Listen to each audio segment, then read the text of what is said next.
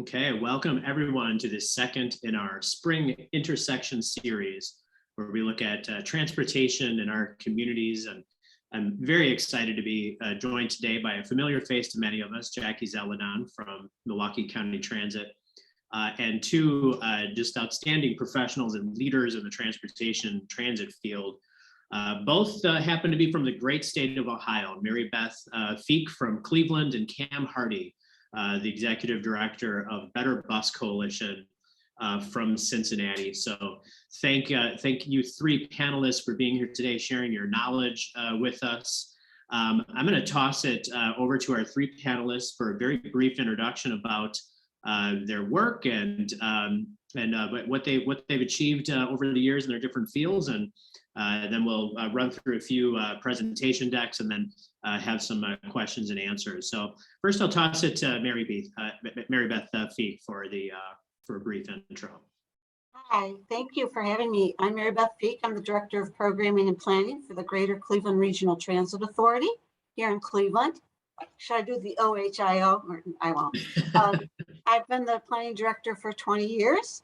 I've built a few park and rides. I've built a few BRTs, mostly capital planning, TOD, public art, whatever they can't figure out who should do, I do. So I can't wait to do the presentation for you, and thank you for inviting me. Great, thank you, Mary Beth. Cam. Hey, thank you for having me. I'm Cam Hardy. I am the president of the Better Bus Coalition. We are a grassroots organization that started about 7 years ago.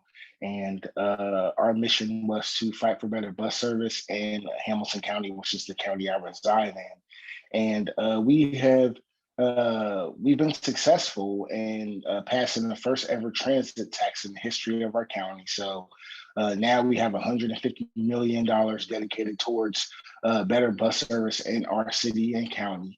And this happened 2 years ago, right before the pandemic.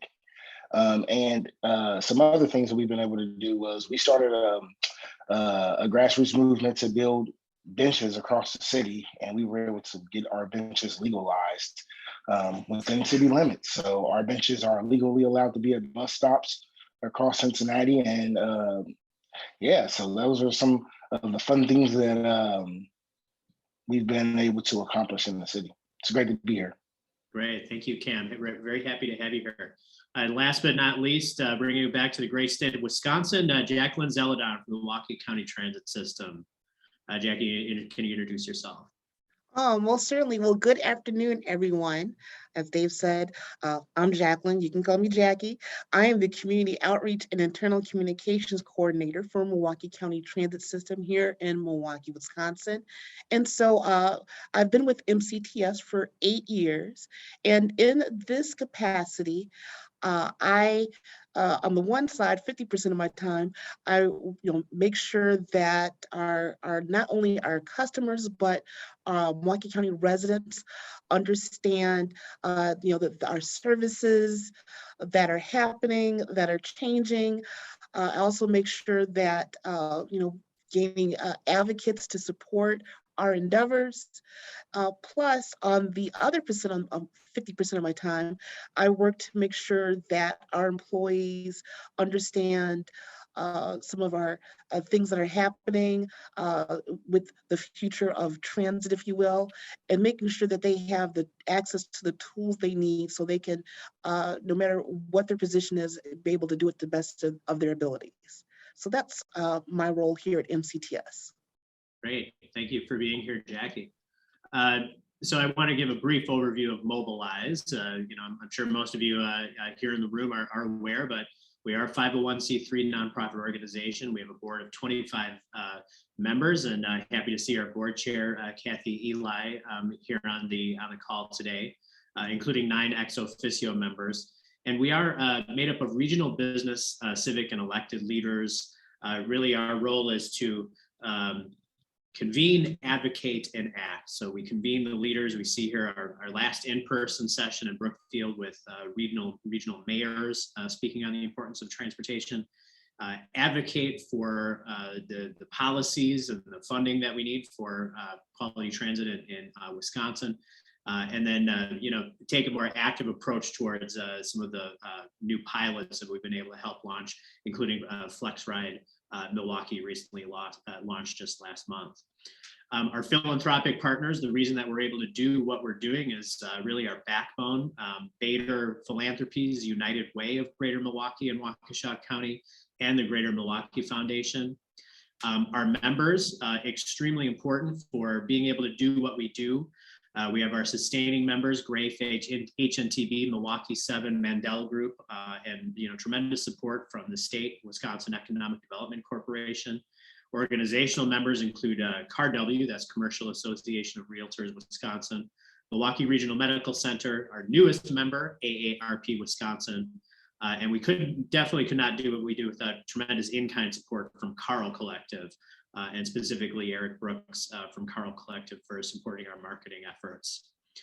And real quickly, this is very pertinent to our conversation here about bus rapid transit. In Milwaukee, through our partnership with AARP Wisconsin, we are part of a group, a small cohort of 4 cities around the United States that are able to partner with AARP and Railvolution for a series of roundtables, really looking at the vision for transit in our region. So we'll be launching that very soon, and specifically focusing on transportation improvements along 27th Street.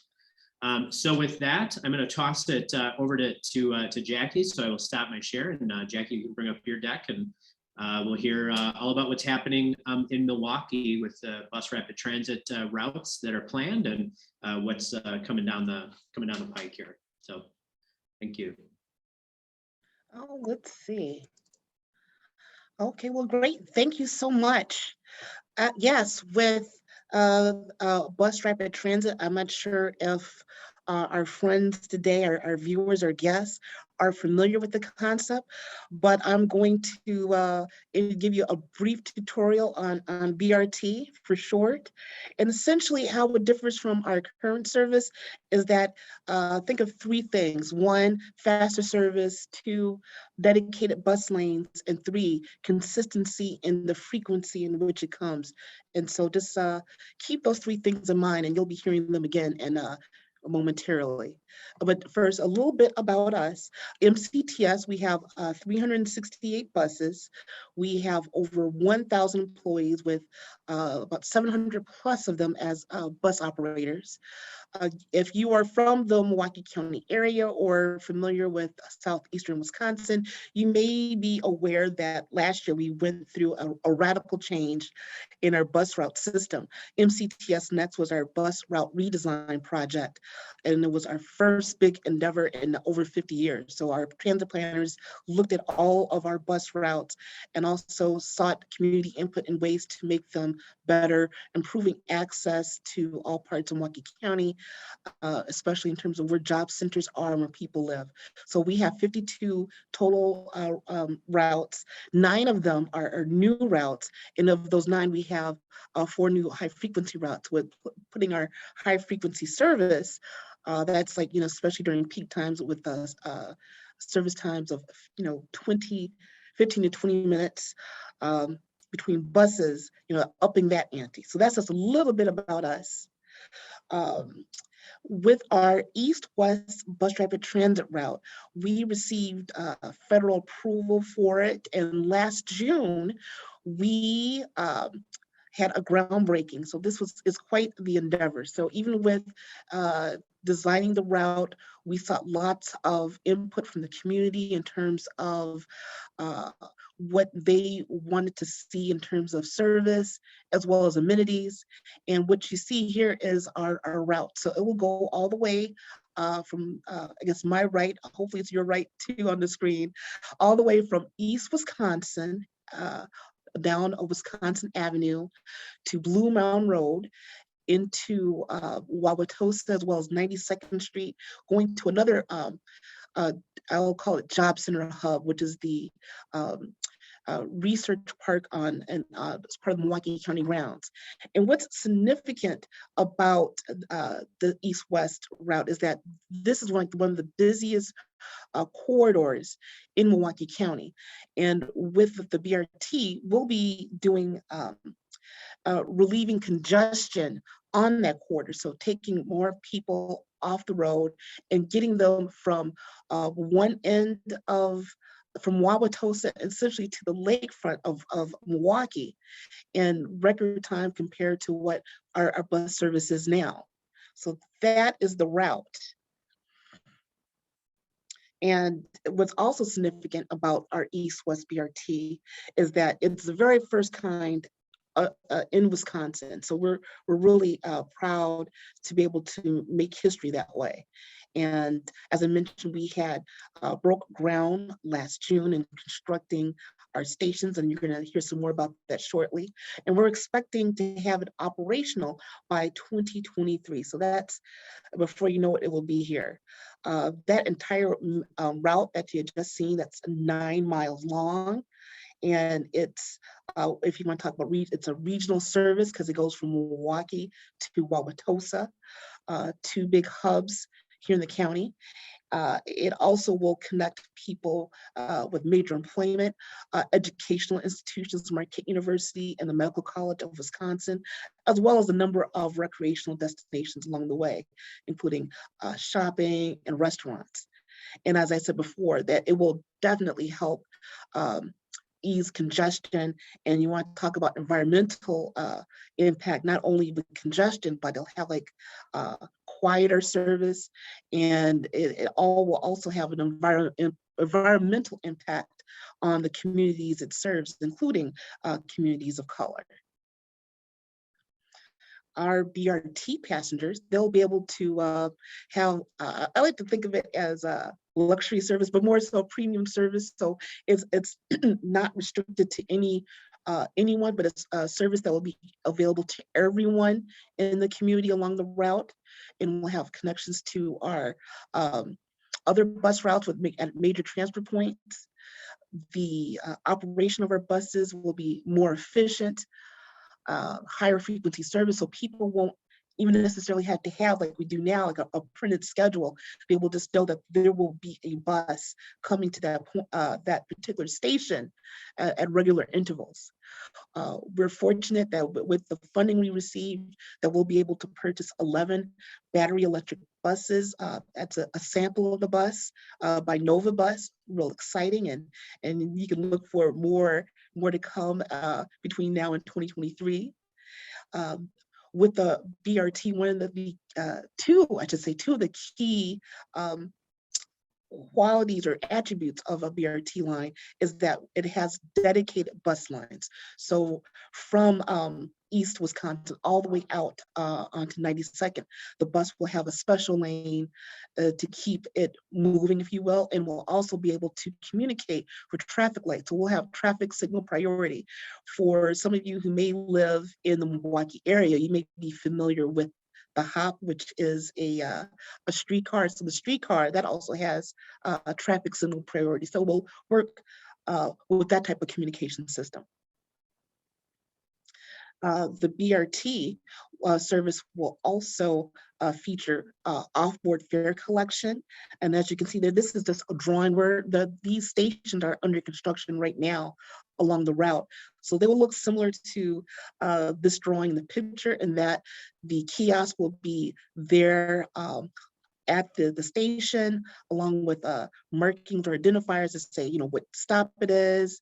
And these stations will have raised platforms for easy boarding. So comparatively now, when people get on board, especially if they're using like a mobility device, the bus kneels down and they have to let the ramp on. So now people will be able to use their maybe walkers or scooters and just easily come on board. They'll even be able to, if you have your bicycle, be able to bring your bicycle on board, because we'll have space inside the bus, and you'll have a short ride anyway, because you'll be where you need to go just like that. And so more details about our East-West BRT line can be found at our website at ridemcts.com. Go to programs, and you'll see from the options, you'll be able to learn some more about our East-West bus rapid transit. So that's just a brief tutorial on what a BRT is and what we're doing here in Milwaukee County. And so I will stop sharing the screen. And I look forward to contributing to today's discussion. Thank you, Jackie. I really appreciate your presentation, getting everybody up to speed on what's next in Milwaukee Transit. One reason why I reached out to Mary Beth in Cleveland is because Cleveland is one of the US cities that has really the longest running bus rapid transit route in the United States. And, you know, Cleveland and Milwaukee are very similar, both Great Lakes cities, similar size. I would argue our sports teams are, you know, a lot better. And I think most people on the call would agree with that. You know, we'll get to Cincinnati later when we get to CAM, but you know, in all seriousness, I mean, Cleveland is, you know, was a pioneer in bus rapid transit, and Mary Beth has been involved in that project from the beginning. So really eager to hear about Cleveland's experience with bus rapid transit and how it kind of fits in with what they're doing there in Cleveland. So with that, I will toss it over to Mary Beth. Okay, thank you very much. And I'm not going to mention the sports teams or that horrible thing that happened in January for Cincinnati. So again, I'm going to talk about the Healthline and our other two BRTs, and you'll hear a lot of the similar themes that you heard from Jackie in mine about what BRTs are, bus rapid transits, why we build them. But first, let me talk a little bit about RTA, and let me get to this next. Okay, so we are about the same size. I was, you know, the same number of buses we have. We serve Cuyahoga County, and we're at the shore of Lake Erie. We have about 457 square miles, 59 communities, and we serve about 100 to 120. This is pre-pandemic because nobody's telling you what their pandemic ridership was. And this is what our budget is. So we're very similar in size to what you just heard. We have 43 bus routes. What makes us a little different is we have two light rail lines. The blue and green lines, those are the Shaker lines, historically go back to the Van Swearingen's, were built in the early 20s. And they connect downtown to our eastern suburbs. We also have the heavy rail red line, which is 19 miles, and it goes from East Cleveland to the airport about 19 miles, and that's another legacy. We are a legacy city with our rail systems. We also have two BRT lines that I'll tell you about that we are operating, and we have one that is under design, which you'll see. And I want to tell you why we do BRT. It's an outgrowth of our strategic plan. We identified these corridors that you're looking at as priority corridors. They have the highest propensity of development. Their land use is sympathetic to buses. They have ridership that's very, very high. And they have density of population as well as jobs. So you can see over time, we would like to do transit improvements, whether a BRT or something like that, throughout all these corridors to increase our bus system and our service to our community. So I'm going to tell you about the Healthline, which is the most famous one, and then the Cleveland State Line on Clifton, and then a little bit about our Metro Healthline that's going into development now. So they are very different. You'll see that from the pictures I show you, from the design, their context, their difference, the branding, amenities, ridership increase, they're all very different, but they all basically did the same thing. As Jackie said, they improved service reliability, speed, and they provided amenities to passengers that they need. So this is the Healthline. This is our last championship. I just like to look at it because God knows when we'll see another one. But you can see it's actually 9.5 billion. That's billion in investment along the Healthline, and you'll see why. It's a our Euclid Avenue is our historic mansions row where all of the center of commerce has been through Cleveland throughout our history. So it is a very historic corridor. I had like 250 historic properties along it. I did the NEPA process, but it wasn't fun. And it goes through 4 different neighborhoods and a different city. So you can see the context we are in. This is some of the public art and some of the landscaping that we designed into the project. Because the public art this has to be a uniform system, but it also needed to celebrate the places in the neighborhoods we went through. So it cost about $200 million, and that was a long time ago. So it'd probably be double that now, if not more. Building phase to building phase, that means we took everything up from the foundation of one building across to the other building. Sidewalks, utilities, right-of-way, street, everything. We replaced everything. We made it a smart corridor. We did everything we could. New traffic signals, lighting, and communication system. Our buses, we do have, we are able to go through the system, and landscape and irrigation system. In fact, we designed our own irrigation system so that we could water the trees in the street grid. We included public art that was functional. That means it went through the corridor, and you'll see pieces of it, as well as specific to neighborhoods that celebrated that community and that stop. A lot of passenger amenities. What you hear is people want it to be light, they want to be safe, and they want it to be attractive, they want to be seen. And like most Midwestern cities, if you look at it, we're fairly dark. We don't get a lot of sun, not like Denver or other cities. So we need a lot of light. It's about 4.5 of dedicated BRT lanes, and we have our dedicated lane in the median. We have our own lane, no cars allowed. All construction vehicles seem to think they can be there. And then 2.6 miles of a mixed-use BRT lane along the curve, about 36 stations and platforms, and we included 4 miles of bikes. So this is what the rendering looked like. This is pretty much what it looks like now. You have a median brick, you have in the middle of the street, and then we go through and we have a station on the left side and a station on the right side. Another thing that makes us very unique is there are doors on both sides of these vehicles. So we can pick up on one side and the other side. That was a very unique feature for this vehicle. And this is what it looks like. You can see construction is going on, but this is what it looks like now. And it pretty much does look like this. This is our downtown area. And you can see we did create a median. We landscaped it, found out and put trees in it so that it could be beautiful. This is what the rendering looked like. And it pretty much does look like that. We had several different station designs based on the number of boardings and where they were. This is one of our bigger downtown stations. In fact, this is our main station. This is where we stop. And then this is a median station downtown. So you can see the swoop. We only have one swoop. And the results, we revitalized Euclid. What we found in transit, if you've done any research, is when you do a major capital improvement, development comes. And I don't know if it's a Midwestern thing. They don't come before it. They come after it. They see that you've invested. They see that it looks nice. It's shiny. It's new. Because there's not a lot of new in a no-growth city. And they invest, and it just really magnifies investment. There's somewhere to go, and that's where they go. So this is what we've seen in downtown Cleveland. Seen new high-rises in downtown. So downtown living with retail on the first floor and residents on the second floor. On many floors. This is a new construction, which you don't see. You see the redacted reuse of an old bank building. You see it, the Huntington Bank, a beautiful old bank, now going through renovation to housing. And then new high rises, aluminum, very expensive living in downtown Cleveland. That's all within like the first 5 blocks in downtown.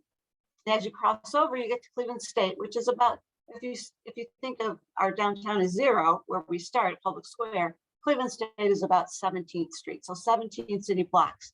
And this university was built in the 70s. It was bunker style, everything, you know, the whole urban guerrilla, let's be protected from something, we don't know what, but let's just really enclose ourselves. And they really developed eyes on the street. They completely redid their campus. They have living. This is what some of the buildings look like. This is their school of nursing that they've built. You can see it all addresses the street. It all addresses Euclid and our bus stations. And we call them vehicles. And this is all the development you've seen in Cleveland State since we've built this line.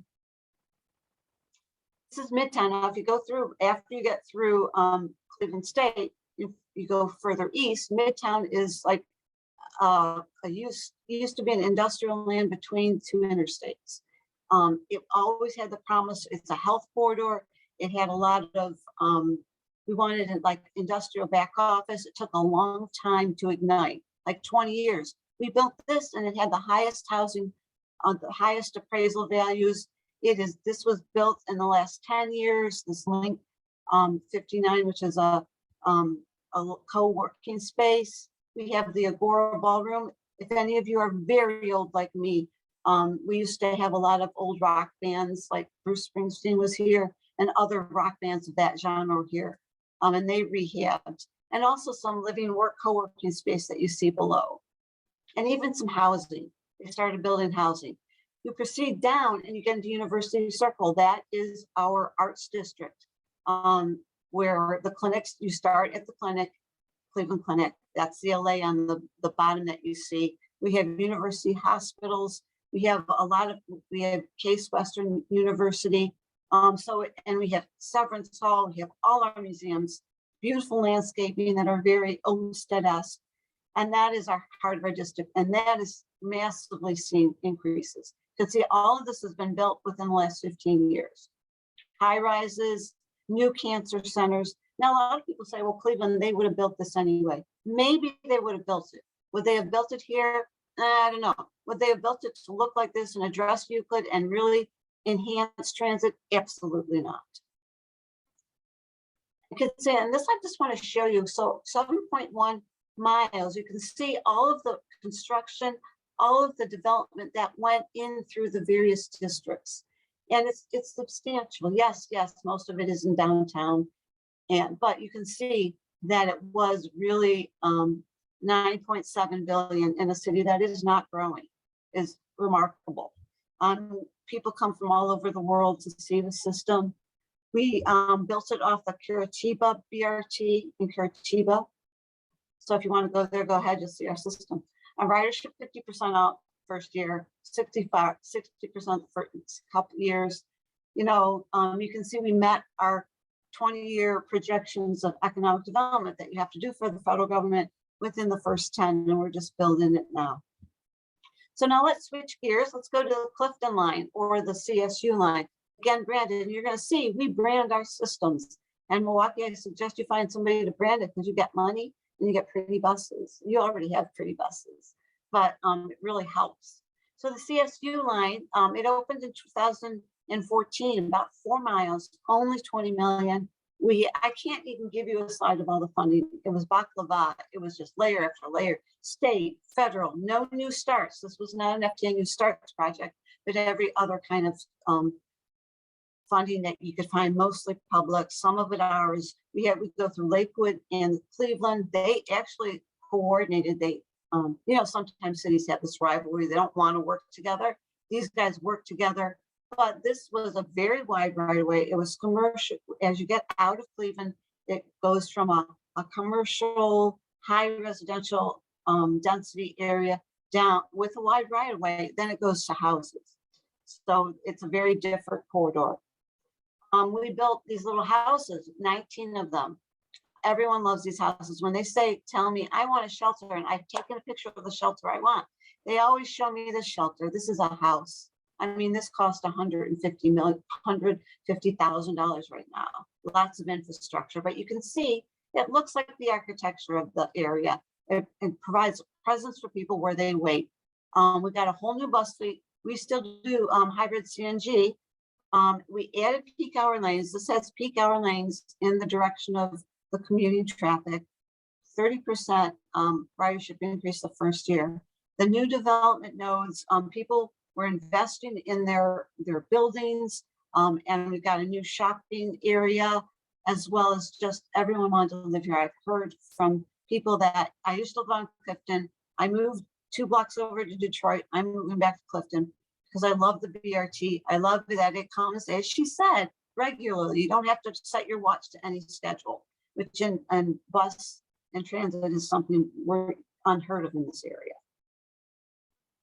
And sorry, I went one too far. I wanted to show you. So this is, okay, computer. It doesn't like this slide. I'll go back to it. This is what we have an articulated bus. You can see a lot of amenities on it, and it is very well utilized. And we've actually generated a lot new ridership. We did have to add service on it on the weekends because we had depleted that. So now let's go to our brand new project, the Metro Health Line.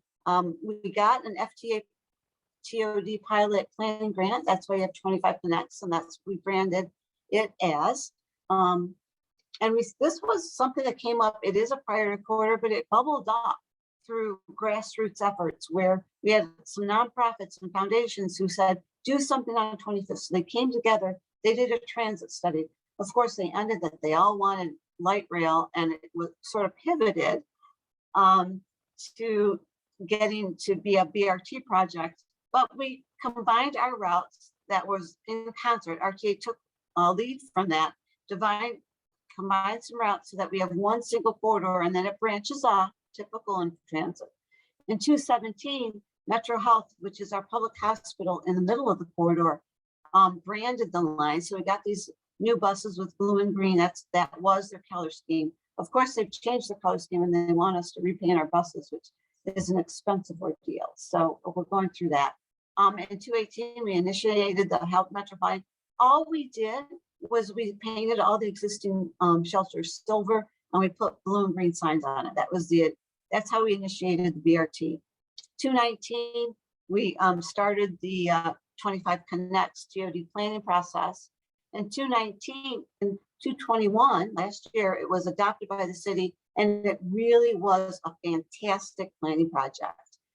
We coalesced with the city. We made some recommendations on land use, on zoning, those things that really help, but nothing a transit agency can really educate. We don't have any power on land use. We have no power on zoning. And it really gave us a tight coalition in an area that has 5 different neighborhood groups. And if we've dealt with neighborhood groups, they are very, very, they all have their own issues. And having them all come together was easy. It was not easy, but we did it. Oh, and I will mention that it was a pandemic. So there were very few in person. A lot of them were Zoom, small meetings. We also have 10% of the population is Hispanic, and that's the largest in the entire state. We have more Spanish speaking people in this neighborhood than anywhere in the state of Ohio. So it was bilingual. It was the first bilingual. My executive summary is in both languages, which for us, it shouldn't be, but it was a new thing.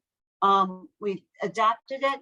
The helpline was approved for entrance into the FTA small new starts just in January. We'll put on our RFP out for design and engineering of this project, and we plan to award it this year and begin design.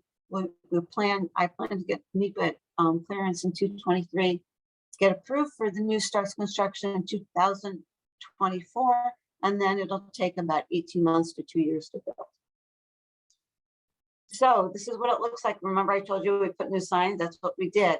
We have compressed natural gas vehicles. We don't have an electric fleet yet. We are just piloting that. This line, it does go the 4 miles of the corridor, but then it goes another 5 miles into the exurb. So it's a little longer as electric technology and battery life expands. I hope that we can serve this with electric buses as well. And everything was branded. Everything is blue and green. This is what we look for the BRT development. And these are the kind of technical guidelines we got from our process of planning with the TOD grant, where the bus stops are, where the stops should be. This isn't a design. This shows you where our peak are. And what we found is that our buses need to travel faster. You can have some wonderful bus trips on this, like picture perfect, but the variability in our bus times are horrendous. We rarely meet our schedule. We'll have, 2.5 hours, then they'll bunch up. So this will really benefit from its own designated bike curb bus lane in the peak direction. We're trying for 24/7 on both sides. We'll see how that goes through traffic engineering. And then we recommended a lot of this. We will need to be taking some property in our Metro Health from our hospital. They are undergoing a transformation where they're spending $1 billion on a new hospital. So we're working with them very closely. We also worked with the community that was going through a master plan, Clark Fulton Connects, and we added to make sure our plans were sympathetic and really tied together.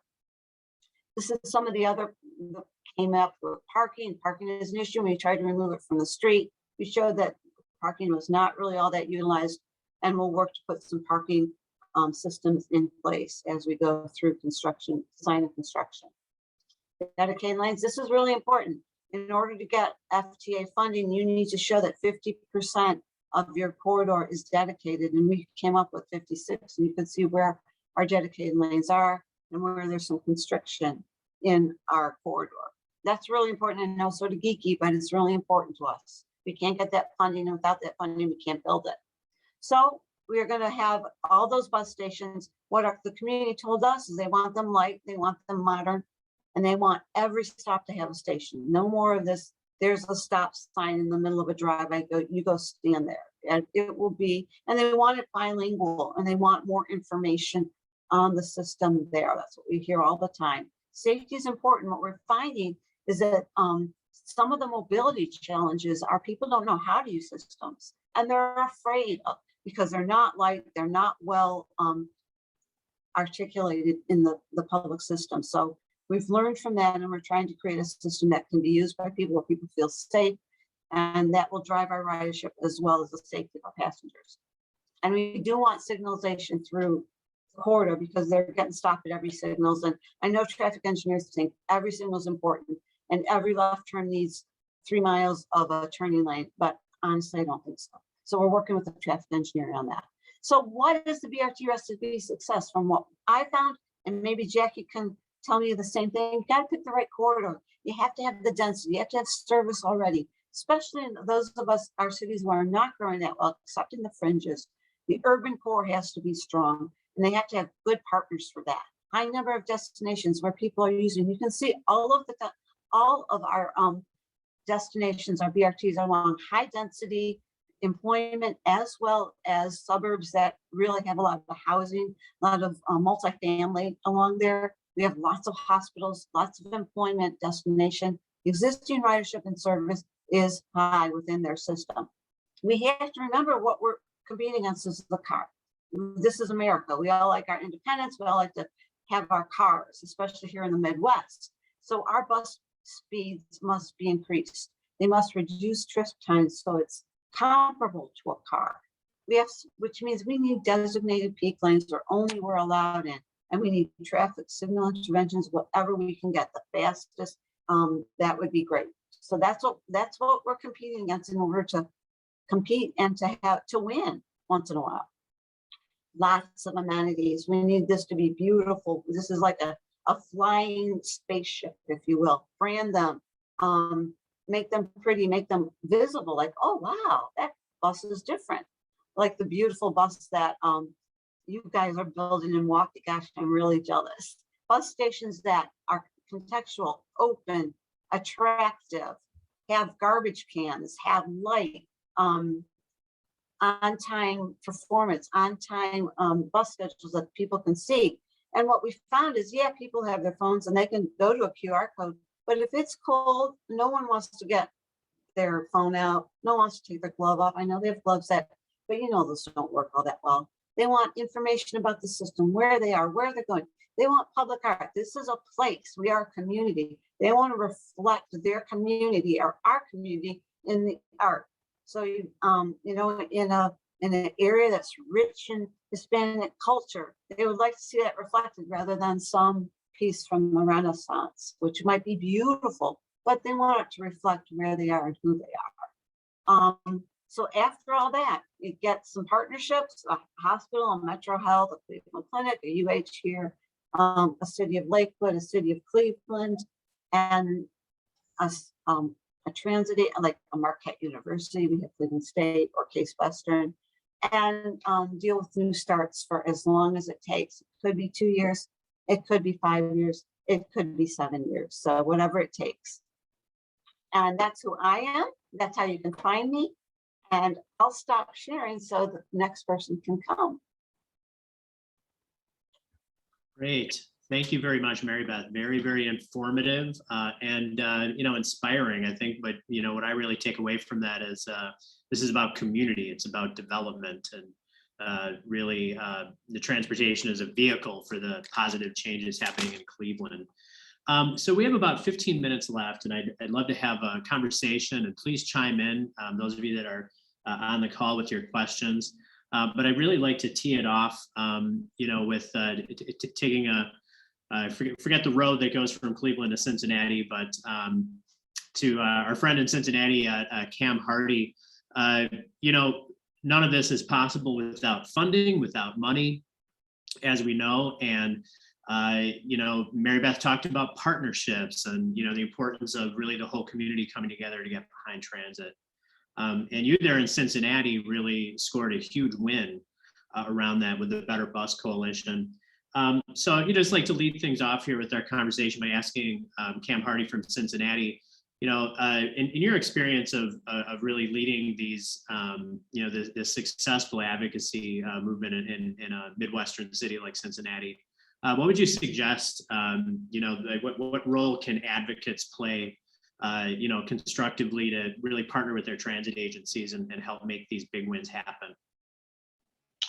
I think that's a great question. What I've learned is, excuse me, what I've learned is that transit agencies normally don't do a good job of promoting themselves, whether it's good or bad. I think that, you know, they just are kind of there. And so they need people on the outside, particularly people who use the system, who know the system in and out. I've ridden a bus since as long as I can remember. My mother taught me how to ride the bus when I was like in the second grade. So I've been riding the bus for a long time. And so I'm someone who knows the system, who knows the people, knows the drivers, knows everything.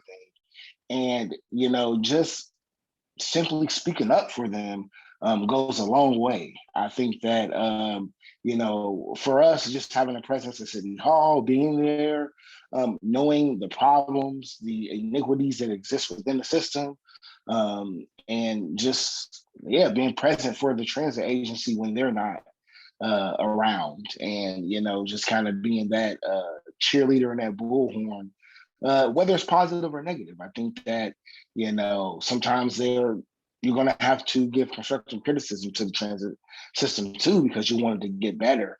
I remember a few years ago, Cincinnati came in second place for the sorriest bus stop in America. And the reason that we came in second place is because we had shamed our agency into getting rid of that bus stop. That was pretty pathetic.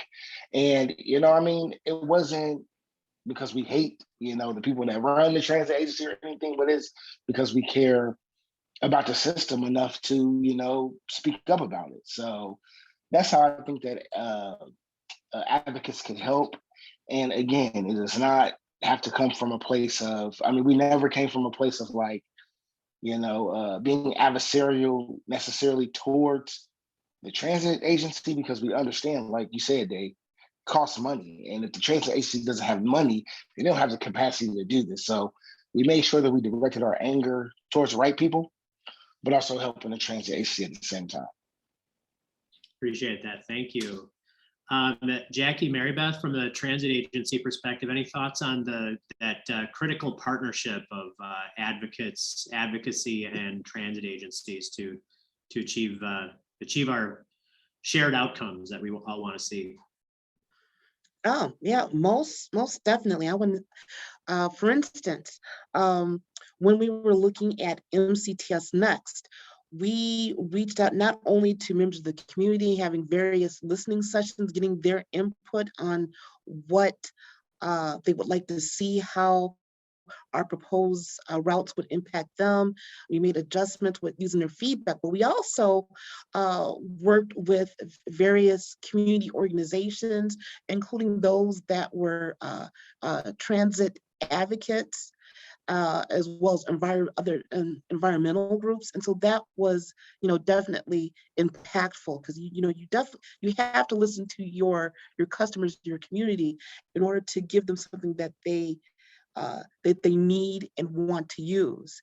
And, you know, we always keep that in mind. In terms of other ways of working with the community to get feedback, you know, working with organizations like Mobilize, and working with Sewer PAC, which is the Southeastern Wisconsin Regional Planning Commission, because we all have the same goals in making public transportation accessible to everyone in our community, you know, whether it's more high frequency service, or even just trying to meet that last mile or first mile efforts. And so that's, you know, definitely the track that we're on, in addition to some other things, but I know time is of the essence. I agree with everything she said. Partners are very important. We don't know everything. We know how to put transit system, but we have to listen, and partners, a lot of our most successful projects, in fact, all of them have come because of partnerships. And we're finding more and more unique partnerships. Right now, we're partnering with the Cuyahoga County Board of Health for, we are creating bus stops and passes for infant mortality, for areas that have high infant mortality to help mothers and children. So yeah, partners with everyone. And, we are part of the community. We connect communities. Great, thank you. Appreciate that very much. I'd like to ask a question here that, is probably, on a lot of people's minds, and that is, we're coming on the end of a pandemic here, and, it definitely changed a lot of aspects of American life, definitely transportation. We've seen a decrease in the sort of downtown commuter crowd and the 9 to 5 crowd as we see more people shift to work from home. And, and it's too soon to tell, it's too soon to know, whether these changes are going to be permanent. But, I wonder from the three of our panelists, your thoughts on, where, and, none of us have a crystal ball, but if we are going to see a permanent shift to some degree of a certain percentage of people working from home rather than going to an office every day, what does that mean for transit in cities like Milwaukee, Cincinnati, and Cleveland, which have a strong downtown core and historically a lot of people coming downtown every day? If that changes, how do we adjust and still serve our communities well with what we have? I guess I'll start. I've been looking at our ridership and how it's returning after the pandemic. And what I'm seeing, what I think it is that people aren't coming to a job site 5 days a week anymore. That's been shifting gradually. But so what we're looking at is not a less of a peak. And what I'm thinking is what, Jackie said, you have to have a high quality ride that throughout the day and night, because people will take your system, but they may choose to come down to work a night of a concert or of a baseball game or of a football game or a Cavs game. I think what it'll be less people on a bus at one time, but wanting more consistent and higher quality service throughout. And they may not be coming to work all the time, but they will. School is still in, so that's another trip. So I'm trying to figure out what I think is they want high quality service all times of the day or night, and it's going to be really hard. I don't know what my real thought is. What about park and rides, where we're taking people from 20 miles out back in? I don't know how well that will recover. I guess we have to wait and see on that. Mm-hmm. Yeah, I'd like to follow up on that and say that, yeah, we're looking at ridership here as well, and the park and ride situation isn't looking that good. So I don't think that is something that we can look forward to. But I think that Cincinnati is in a very unique position because we just recently passed a levy, and so we are introducing new service. We have 24-hour bus service on 5 bus routes in the city and county. We have just restructured our fare system, so there's no more zones and wonky ways to pay for fare and things like that. So we are introducing new service, implementing new strategies, and I believe that that's going to drive more people to the system, as well as the high gas prices. I was filling up my grandmother's car a few weeks ago when the gas was like $4, and I was standing at the pump, and an advertisement for our transit system came on the little screen at the pump. I think that's brilliant, and I think that is a way to people looking at that, looking at those prices and looking at that screen and saying $2 is better than $50. So, yep. Just continuing to be creative with the way that we, interact with the community and interact with trying to gain more riders. I'm very optimistic here in Cincinnati that we're going to be able to bounce back in probably a different way, not the same way. It'll be different, but we'll be able to bounce back. Yeah, appreciate that. Yeah, not to mention the 35% increase in the cost of used cars. You know, if Right. you're in the Exactly. market for a used car, it's like, it's a whole different ballgame now. Yeah, sorry, Yeah. Jackie. Oh yeah, and I was going to say, one, you know, we're still seeing some rebounds to ridership from what in comparison to like 2020 and 2021.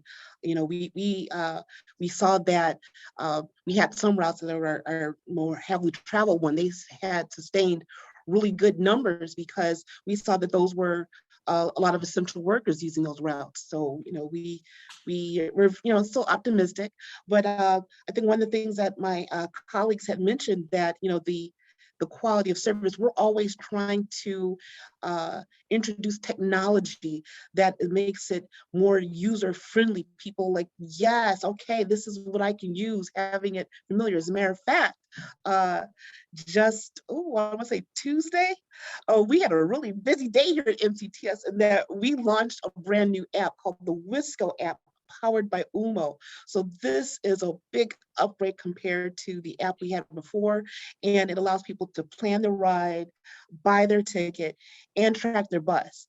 And it's just things like that make people like, okay, well, let me give this a try. When they see how easy it is to use, then they're more inclined to keep on doing it because they had success with it. And so doing technological upgrades like that will benefit us all. Plus, I don't want to give anything out of the bag, but we have some other things coming down the line. I gotta keep it in. I gotta keep it in. Yeah, well, in we'll stay regards to tuned for that. things when I get, to that. And so just doing quality improvements as well as continuing to do outreach like I'm doing and marketing in general to have people reshape their relationship. You know, take MCTS, make us your preferred transportation choice for everything, not just going to work. Mm-hmm. Yeah, I'm really glad you mentioned that, Jackie, because the majority of trips are actually not to work. Mhm. You know, and think about your own travel patterns, whether you ride your bike or drive your own car. It's usually to all kinds of different places. Of course, work and a Bucks game and your grandma's house or whatever. So in the time that we have left here, I want to ask our guest from Ohio about the big issue of your relationship with the state and the funding that you receive from the state of Ohio. You know, we're all kind of large cities here that don't happen to be our state capital cities, and we got a great question here in the chat, and Mary Beth did address it a bit in the chat. But if you could just speak very briefly, and I know it's a huge topic, but when you look at from the state of Ohio, what you've been able to how you've been able to partner with the state of Ohio and get the resources that you need, and then look outside the state of Ohio and other more creative ways to fund transit. So Cam or Mary Beth, can you speak a little bit more to that? I can certainly speak. The state has gotten a lot better. Before we were like 42nd in the union about the number of how we funded public transit. And we've moved up a little.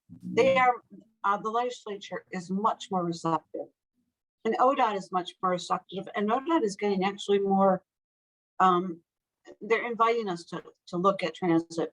ODOT did a statewide plan, and what that plan, and everyone, we have the 4 or 5 cities in Ohio, and everyone else is very much more rural. And the rural systems are saying, hey, we need transit because we need the IT, we need the bandwidth, we need to be able to use our phones and our technology. So the state heard that, and they have a lot more, they have programs, they have something called TRACK, where that's new infrastructure that we've been successful in gaining funds for. The state capital budget, we've been successful at. So it's picking your legislators bit by bit. And then, using the federal funds that we've all gotten from the Recovery Acts and the new infrastructure bills to really build a system that we can operate in. And she's right, technology is big. That's where, we're not really good at technology, but we need to get there, and we need to get there quick because, we've been doing buses and trains forever. We need to really step up our game. So I hope that helps a little bit. I don't know If anybody else has anything better to say, but we're trying, and they are much more receptive. Right. Appreciate that. Yeah, I would agree. We have been in Cincinnati. We've been successful in partnering with state representatives and some people in the delegation, particularly on changing mechanisms so that we can go to the ballot to pass our levy and things like that. I would agree with Mary Beth that we are getting better and spending per capita. They're listening to more of the rural areas now, and they're saying like, look, we need public transportation too. I think a big thing for us was making our system more regional and being able to reach the suburbs and give them. See, we're not going to be able to run big buses everywhere, so being able to critique and modernize the fleet to match, the customer's needs. And so there's a long way to go, but we have definitely been sort of successful in partner with them. I definitely do hope that they fund transportation more in the future. Yep. And I think the whole climate change is really giving us an audience. I mean, climate change, transit plays very well into helping people create climate change and motion. Yeah. Yeah, I appreciate your thoughts about regionalism, Cam, because I recall when I was reading about Better Bus, the Better Bus Coalition in Cincinnati. You were based in the city of Cincinnati, but you made a concerted, deliberate effort to reach out to your surrounding suburban counties around there. That we all benefit from this, and it might look different. It might be a different type of vehicle, it might be a different type of service, but we all benefited from it regionally. And that's really the guiding philosophy behind Mobilize and the work that we're doing in southeastern Wisconsin. So I want to be sorry, go ahead, Cam. Sorry. Well, I was just going to say, absolutely. We had did research and found that, the last time that they had tried to pass a levy 40 years ago, they didn't listen to anybody outside of the city. So we did it in reverse. We went to the suburbs first, got the suburbs engaged, then, went to the city. And it was very successful. We, at a time where politics was very divisive, we brought everybody together. It was really nice. That's great. I'm really happy to hear your story firsthand. It's great to have you here. And with that, I want to be respectful of everyone's time. So, just before we leave, I'm going to give a pitch here for our next event coming up, and that is on May 17th. So please join us virtually. We're going to have another, thanks to the power of Zoom, we're going to have guests joining us from the city of Detroit and Atlanta. And again, this will be a good dynamic panel talking about transportation equity and innovation. Tim Slusser from the Office of Mobility Innovation for the city of Detroit, and Bakari Height, the co-founder of MARTA Army Incorporated out of Atlanta, a great grassroots organization, and one of my favorite cities, Atlanta. So very excited, happy to have everybody here today. Really appreciate all of your questions and engagement. I want to thank our panelists for joining us today, taking the time today to share your knowledge and your insights. And with that, I will close it out, and everybody enjoy the rest of your day. Thank you.